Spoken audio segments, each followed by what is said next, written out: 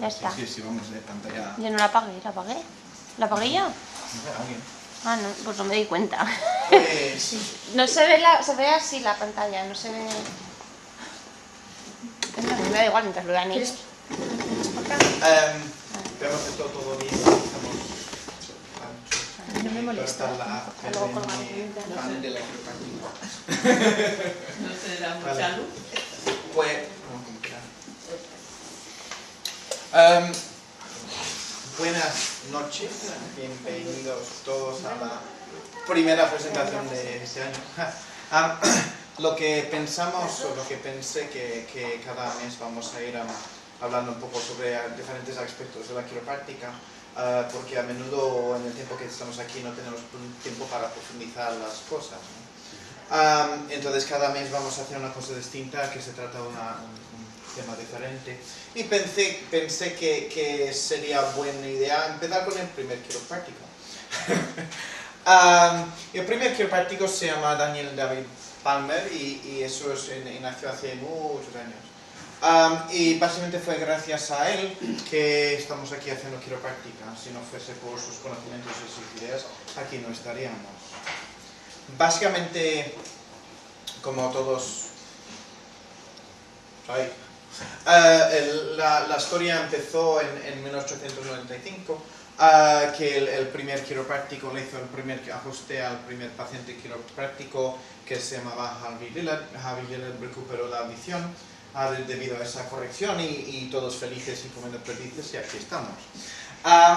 Pero para llegar a este momento no fue que él se levantó un buen día, hizo quiropráctica y pumba, sino siguió un buen proceso de muchas cosas. Entonces vamos a hablar un poco de su vida y la forma o sea, cómo era él. Yo en esta investigación aprendí muchísimo, ya que soy quiropráctico, ¿no? Pero aprendí mucho sobre la vida de él y mucha información no puedo compartirla porque hay demasiado, ¿no?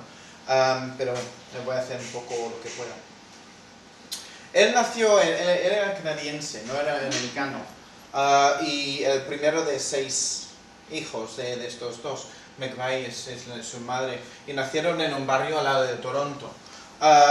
Y sus padres tenían problemas, primero de 6 hijos en más. Sus padres empezaron a tener problemas. Su padre tenía un negocio y de ahí empezó la guerra civil, empezó la fiebre de oro en esta época, un poco antes de eso, y luego la guerra civil de Estados Unidos. En Canadá tuvieron muchos problemas de economía y muchas cosas. Entonces su familia, la familia de Palmer, se mudaron a los Estados Unidos, dejando a él y su hermano menor, los dos, ahí en Canadá. Y él básicamente durante su infancia se dedicó al cuidado de sus hermanos. No caminaba por ahí haciendo lo que pareciera, y entonces debido a eso tampoco recibió mucha educación. Pero desde una edad muy joven ya empezaba a coleccionar huesos y cosas de animales, a estudiar anatomía, y para él fue una cosa muy interesante. De ahí mucha gente huyó de la guerra civil americana y cruzó la frontera a Canadá, que no estaba muy involucrado en todo el tema. Y debido a estos dos acontecimilos, él y su hermano, decidieron que iban a marcharse cuando él tenía 20 años. Y los dos hermanos emprendieron viaje al oeste de Estados Unidos, que era una zona muy poco conocida, y siguiendo su fortuna, porque en Canadá no había trabajo, no había nada. Él pasó por muchas profesiones cuando llegó, un poco raro que fue profesor de colegios sin haber estudiado.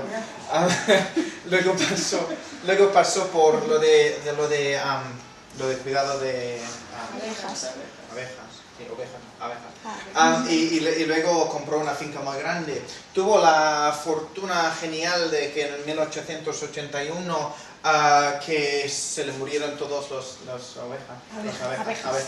Se le murieron por una ola de frío que pasó, que por ahí hace mucho frío. Y bueno, y se hizo bastante, o sea, fue bastante exitoso. Una cosa que no hablaré en todo esto es que él durante su vida se casó con creo que 7 mujeres al final. Y durante ¿Era mormón? ¿Era mormón? no particularmente, pero una de sus mujeres sí. Entonces se ve un poco raro que una se muere y se casa con 2 más. Y entonces eso no lo metí en la historia, ¿no? Pero en esto pues hay hijos en eso. Él después de vender su finca de abejas,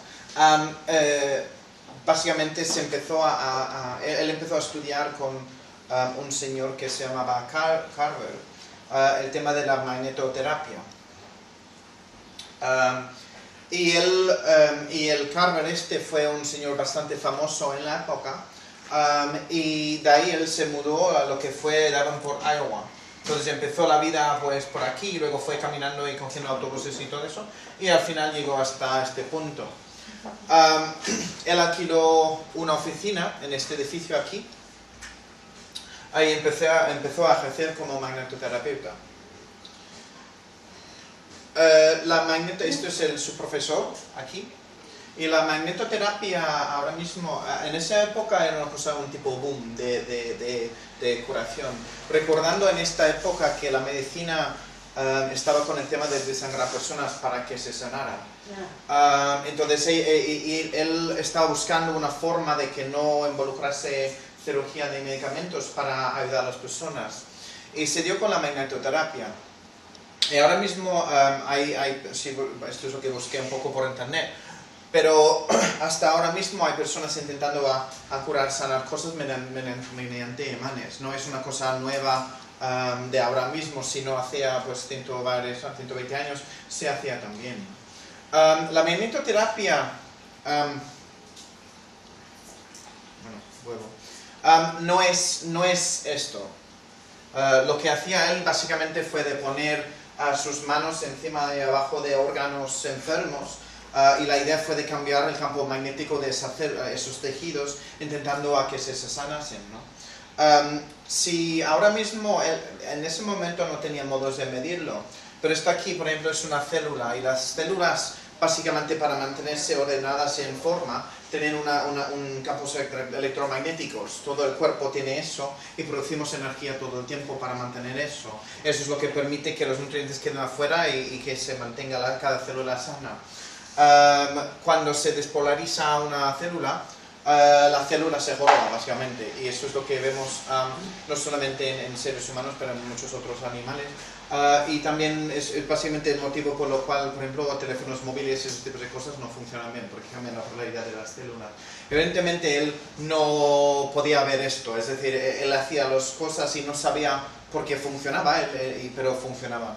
Entonces ahora mismo tenemos más idea de cómo funciona la magnetoterapia, ¿no? Él empezó a trabajar y empezó esto es su oficina, una foto de su oficina, tengo otra foto. Y básicamente esto son anuncios que él ponía en las páginas amarillas del día, ¿no?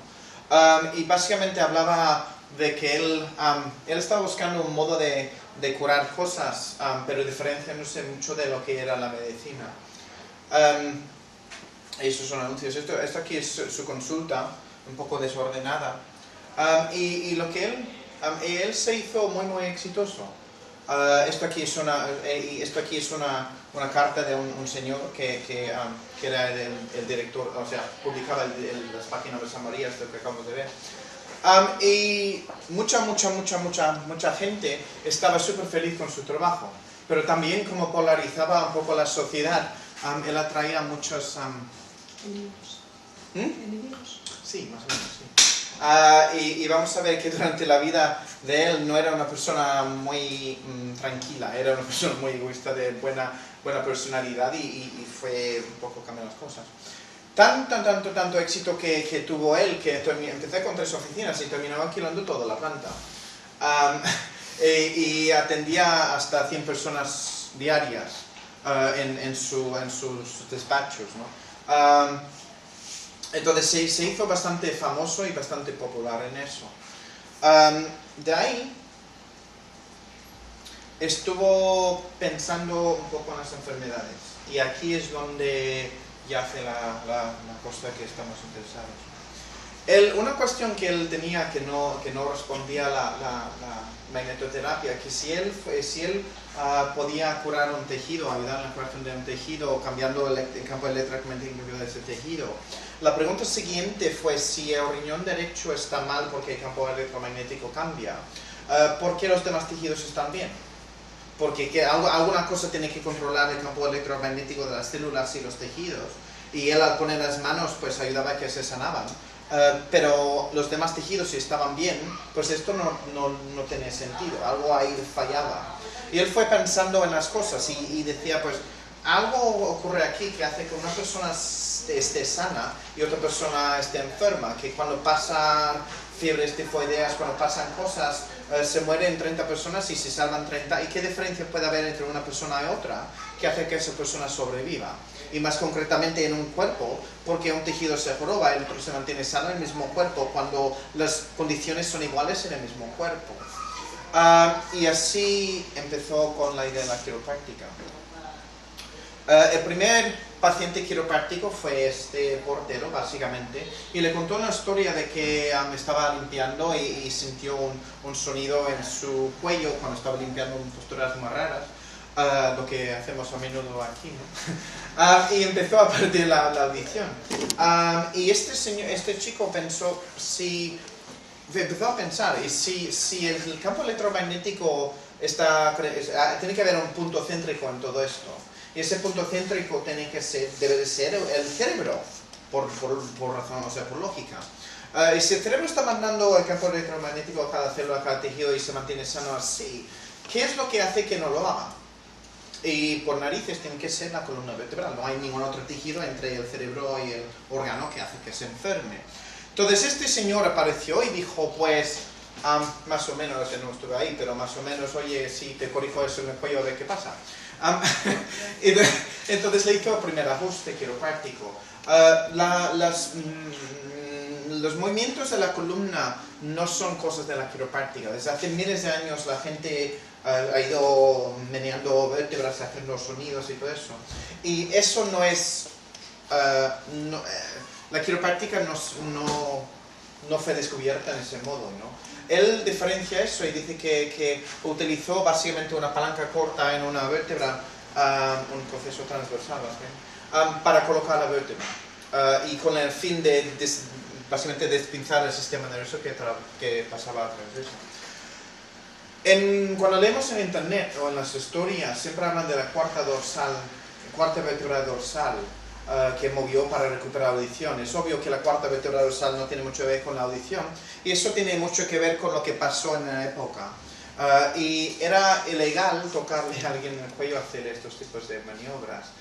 Entonces, cuando él publicó y básicamente su hijo comentó más tarde que la corrección fue echar en el cuello, en la segunda vértebra cervical, que tiene mucho más sentido, pero por las cosas de la época no lo publicó así. Entonces muchas veces cuando hablamos de la primera ajuste quiropráctico hablamos de la columna dorsal cuando realmente no lo fue así. Y él descubrió el quiropráctico, lo hizo con 50 años. Es decir, pasó 49 años haciendo otras cosas y con 50 se descubrió una profesión, que no está mal, ¿no? Esto es el señor Harry Leder, y recibió 2 ajustes básicamente, muy bien hechos, y recuperó la audición. Y Palmer, siendo lo modesto que fue siempre, dijo que era el mejor ajuste de todos los tiempos y que nadie lo había igualado desde entonces.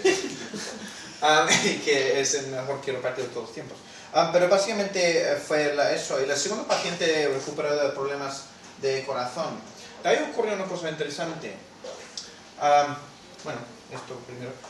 La quiropráctica, él lo definió así.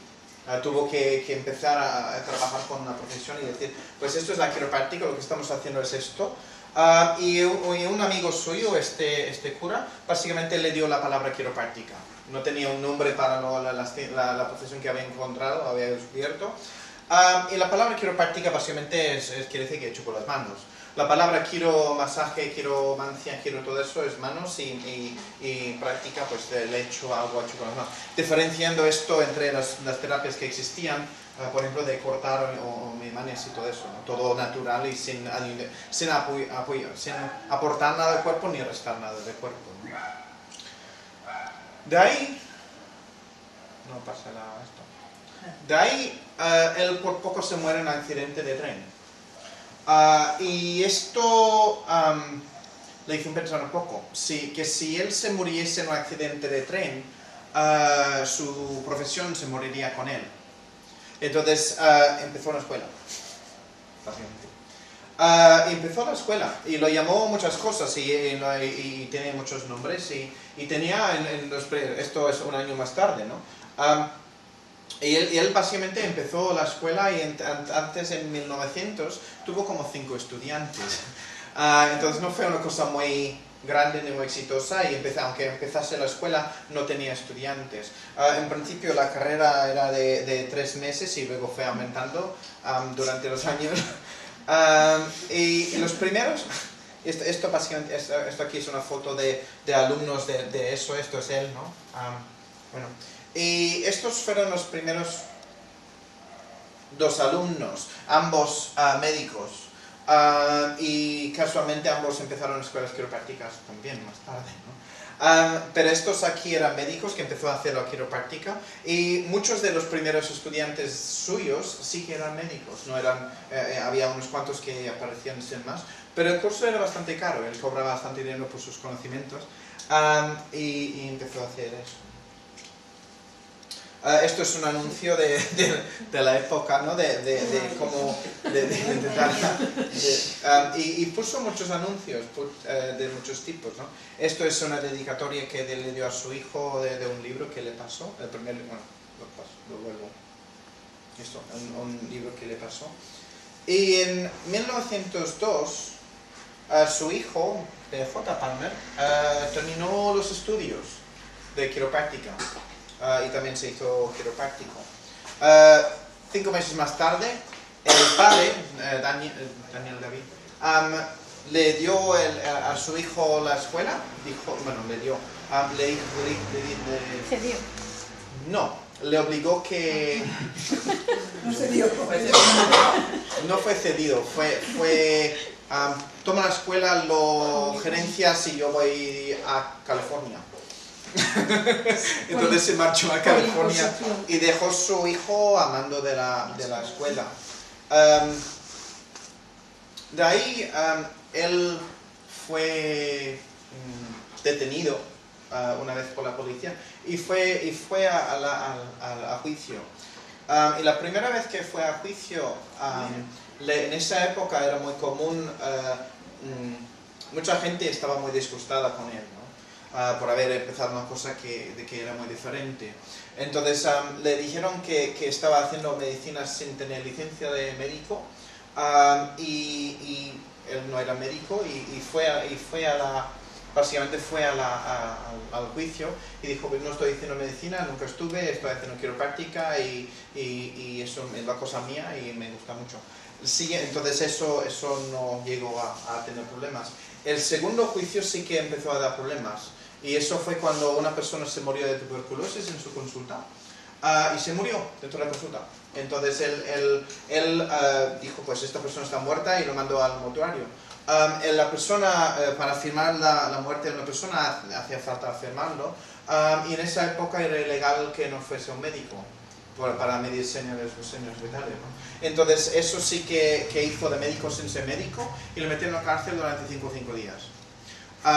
Y él dijo que no iba a salir él quería decir que yo soy quiropráctico, no soy médico, nunca lo fui, no me interesa, pero lo mandaron a la cárcel, ¿no? Y de ahí su hijo también fue acusado de lo mismo, entonces iban a por muchos quiroprácticos en ese motivo. Esto aquí es muy interesante, que en el mismo momento él descubrió esto y él empezó a dar clases de este tipo. Y este tipo de información aquí de calentamiento del cuerpo es interesante porque estamos hablando de hace más de 100 años. Y ahora mismo hay mucha gente que piensa que el cuerpo se calienta mediante la sangre y todo lo demás, pero él ya hace 100 años ya iba pensando en otras cosas, cuando realmente no tenía modo de medirlo, ¿no? Esto es básicamente sí que si hubiéramos nacido hace tantos años, pues que podemos habernos hecho quiroprácticos por pocos meses y básicamente así fue. Uy, él a la misma vez, como dije antes, coleccionaba huesos, coleccionaba muchas cosas y los médicos que realmente entendían lo que hacía también lo reconocieron, ¿no? No había tanto pelea todo el tiempo, sino de vez en cuando había cosas bonitas que pasaban con eso. Estos aquí son básicamente frases de sus juicios que son importantes. Y ahora mismo, por ejemplo, en España estamos básicamente como estamos en Estados Unidos hace 110 años, ¿no? Lo que hablamos antes, ¿no? Sí. Y ahora mismo muchas veces en España a los quiroprácticos nos dicen que estamos haciendo medicina o fisioterapia sin ser médicos ni fisioterapeutas, que es la discusión que tuvieron en Estados Unidos hace 110 años. Y eso, estas son las cosas. Y bueno, entonces la quiropráctica siguió. Mientras tanto, bueno, eso lo salto, ¿no?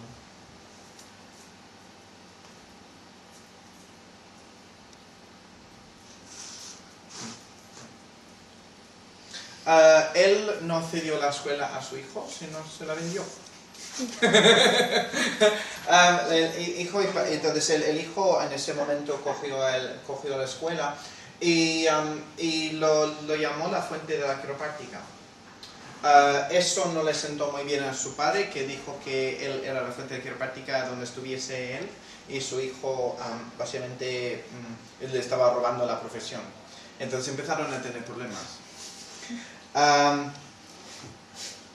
Como él. Vale.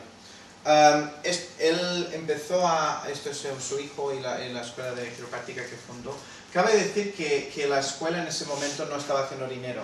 La consulta de Didi Palmer, del padre, estaba muy exitoso, como comenté antes, pero la escuela no estaba haciendo nada. Entonces, cuando se lo vendió a su hijo, primero que no se la cedió, y dos, que la vendió por un dinero que no valía. Y su hijo tampoco estaba muy bien, no sabía mucho que necesitaba dinero. Entonces, la profesión básicamente siguió. La escuela y todo eso siguió en pie gracias a la mujer del hijo que controlaba, como todas las mujeres, ¿no? Controlaba mucho mejor las finanzas de las cosas,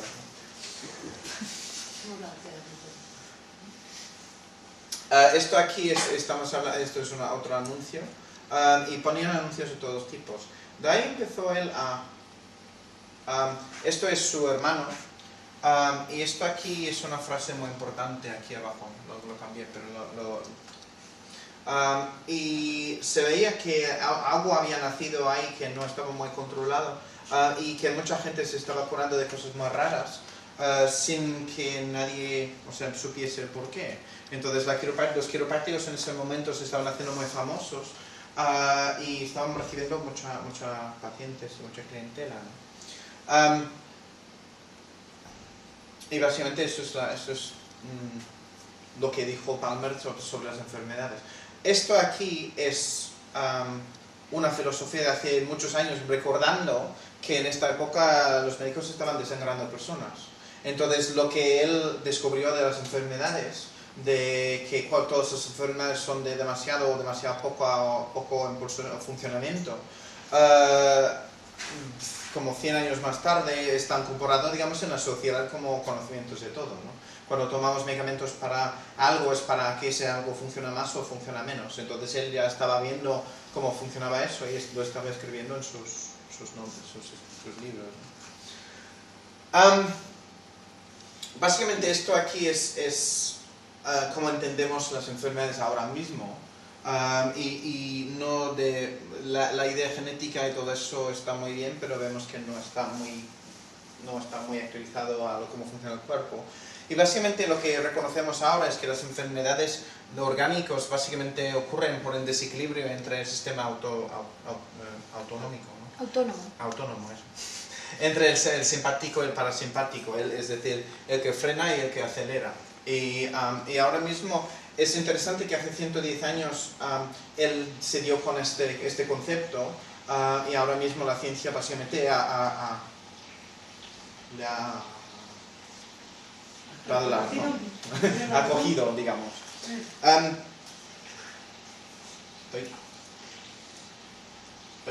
Vale. Él habla de qué es lo que hace la quiropráctica. La quiropráctica liberando nervios, liberando tensión nerviosa. Y él seguía hablando de la quiropráctica a todos los lados. Los demás quiroprácticos, él empezó la escuela casi cuando descubrió la quiropráctica, y los demás estudiantes suyos también lo empezaron a hacer. Se rieron recordando que él empezó su escuela 10 años antes, y luego todos estos se empezaron a abrir de otros quiroprácticos. Entonces, de 6 meses de curso, de ahí empezaron a abrir escuelas ellos también en varios sitios de Estados Unidos. Muchas de estas escuelas siguen funcionando. Y es muy interesante. Una de las escuelas que es interesante es esto aquí. Como su hijo le había vendido la escuela, él fue a Portland, Oregon, y empezó una escuela, otra escuela. Y él decía que eso era la escuela más importante, que su hijo era un copión. Y básicamente que si querías aprender quiropráctica de verdad, tienes que ir ahí. Pero también pasó por unos cuantos otros sitios y dijo lo mismo. Entonces empezaron a nacer escuelas quiroprácticas en todas partes de Estados Unidos. Y ahí es como nació básicamente la profesión en modo más masivo.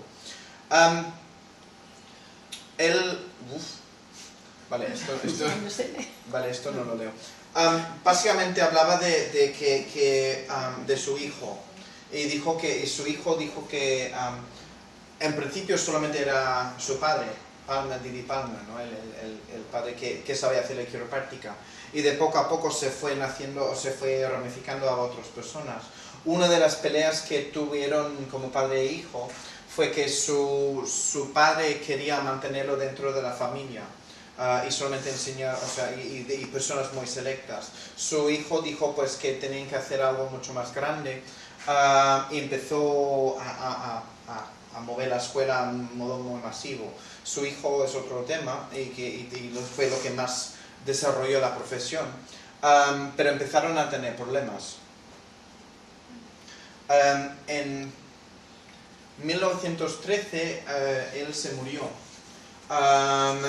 6 semanas antes de su muerte estuvo en la escuela de su hijo, o de la que le vendió, y su hijo lo atropelló con un coche. ¿En serio? Sí. Pero de verdad. Eso es una de las cosas ¿cómo se llama? Una de las cosas de la Mario de la quiropráctica que nadie sabe decir. Su hijo dijo que era un accidente, los demás dijeron pues no deberías apoyar a tu padre, y 6 semanas más tarde se murió de fiebre escarlata, ¿no? Escarlatina. Entonces no se murió del accidente, del atropello. No tuvo nada que ver. No le ayudaría mucho. No se murió en el momento del atropello, sino 6 semanas más tarde. Las más bien de niños, ¿no? ¿Qué es lo que dejó Palmer?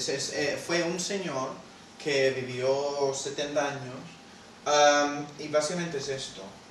Todos estos son escuelas quiroprácticas. Él bien que empezó escuelas, pero de ahí tenemos 2 aquí en España, y la cosa sigue.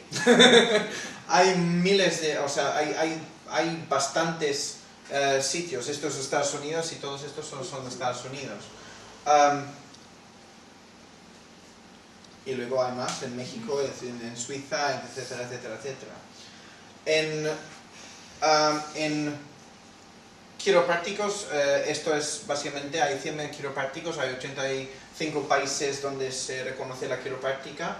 menos España. En el mundo 65 en Estados Unidos, que es donde mayormente en todas estas estadísticas.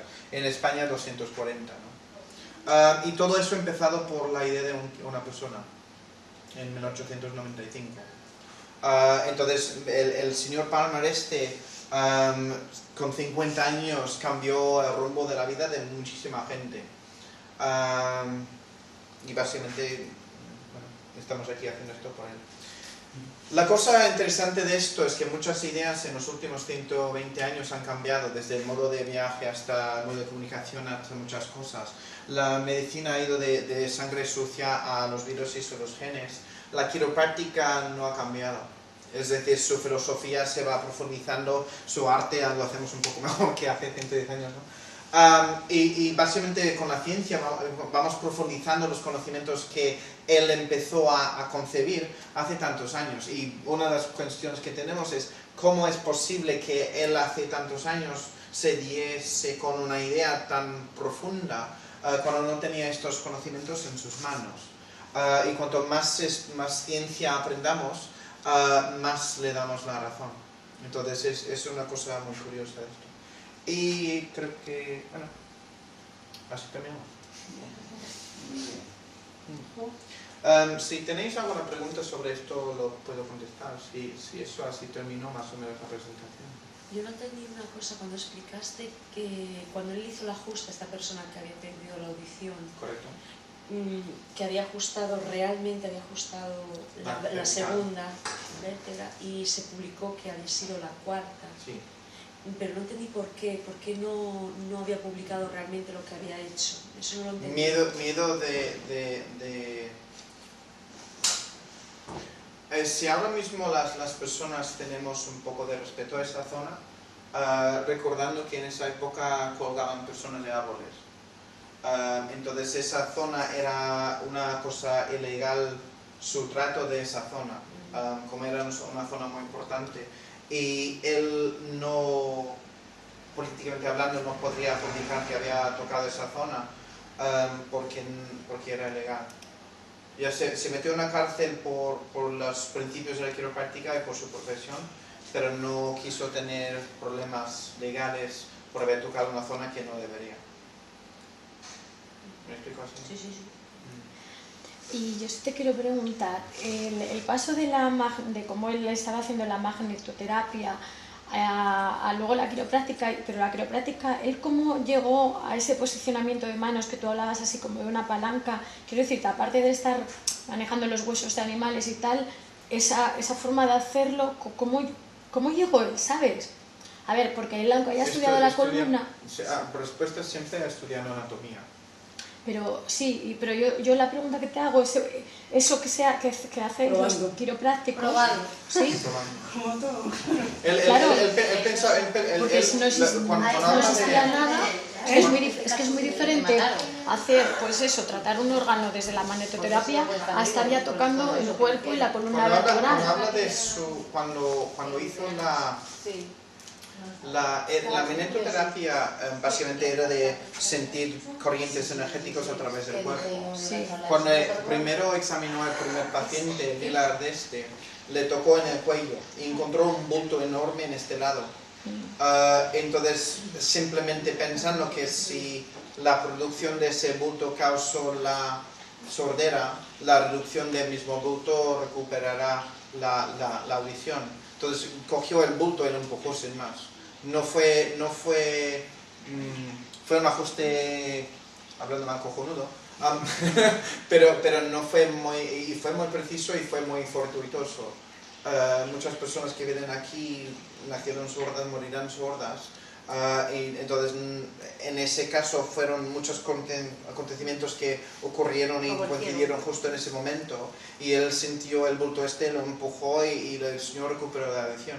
Si no hubiese recuperado la audición, la cosa no habría seguido, o sea, él habría seguido pensando un poco las cosas. Pero fue esa cosa. Y no fue mucho más allá que él colocó eso y luego tuvo que justificar. Lo hizo y luego tuvo que justificar su forma de hacerlo, porque había otras personas en Hawái, en la China y en muchos otros sitios había personas que meneaban columnas, pero sin tener los mismos resultados. Entonces él empezó, cuando hizo eso, de ahí tuvo que definir lo que había descubierto y por qué los demás no estaban haciendo lo mismo. Hay en la historia de quiropráctica muchas discusiones sobre la quiropráctica y la osteopatía, que nació antes de la quiropráctica, como 10 años antes. Y cuando leemos la historia de la quiropráctica se mete mucho. Y muchísimos juicios en Estados Unidos declararon que siempre que la medicina era una cosa, la osteopatía otra cosa, la quiropráctica otra cosa, y no había nada en común, ¿no? Una cosa que aquí todavía... entonces él tuvo que definir la quiropráctica es tocando esta parte de la vértebra, colocarla y para restaurar la función del sistema nervioso. Y una y otra vez y otra vez y otra vez. Y durante la historia de quiropráctica que posterior a esto, muchísimos quiroprácticos fueron a la cárcel por los principios de la quiropráctica, para que fuese una profesión separada, única y protegida, digamos, de intereses externos.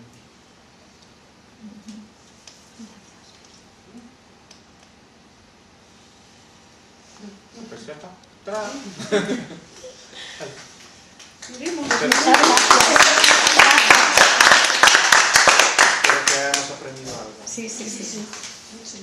Muy interesante. Se hizo corta, Gregory. Bienvenidos todos. Si tenéis alguna aparte de iré yo sacando más temas, ¿no? Y más cosas distintas. Si tenéis alguna curiosidad sobre algún tema de la quiropráctica en concreto, nos lo hacéis saber y así podemos ir haciendo